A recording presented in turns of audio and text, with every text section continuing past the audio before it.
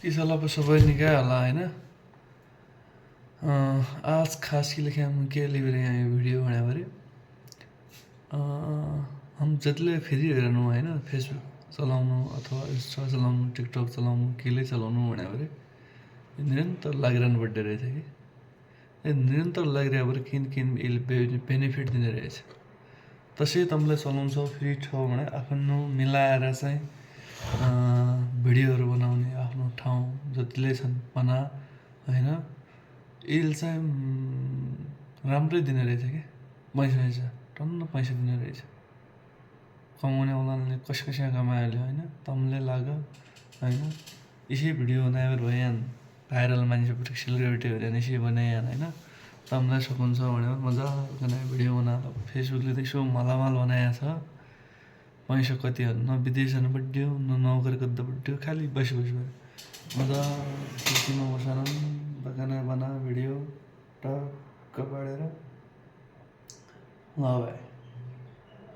मेरो कुराहरू कसै लागि त म त खालि बतला होइन। मैले त 70 रुपियाँ कमाउँदा अरे कमाउने भ्या अरे यसो मुसी जोडिहाल्यो भाइ अरे।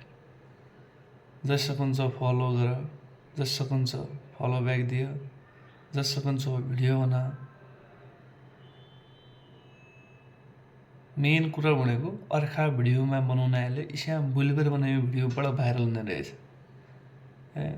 त्यो फेसबुकले त साला अर्का भिडियो बनायो भने त कपिराइट लगाउने रहेछ। त्यसले कपी गरे, दायाँ गरे, बायाँ गरे भन्ने रहेछ। त्यही त सबभन्दा बेस्ट आइडिया। मस्त आफ्नो गाना टुक्का लगा जान्ने भए चाहिँ गाला छ। म त केही नै थिएन भाइ अरे, म खालि बताउन रे मात्रै हो होइन। म केही नै थिएन अरू। ल यसो फलोअर्स बनायो भने भिडियो सिडियो कन्टेन्टहरू बनायो भने मजाले बनाएर रिल सिल हाल्यो भने टन्न रुपियाँ कमाउन सकिन्छ। फेसबुक मोनेटाइज गर्दै लेख्या त्यति अप्ठ्यारो नै थिएन, मजाले बनायो 3-4 हजार फलोअर्स बना अनि भिडियो मस्त बनायो टार्गेट पुरा गरिदियो, फलोहरू बनाइदिनु गरिदियो, बनाया भिडियोहरू पुगाइदियो, बनाया भ्युजहरू पुगाइदियो। कसैलाई केही नै लाइक फलो सेयर गर्दै दिनु बोल्या। ल यो भिडियोलाई आफ्ना साथीलाई कति छन् खालि फ्री बसिरहेको बेलालाई सबलाई सेयर गरेर आफूलाई कमाउने इन्कम बना। केएमएलए लाग्छ भने निरन्तर रूपमा लगा कि जेल चाहिँ हामीलाई बेनिफिट दिन्छ। ल धन्यवाद सबैलाई।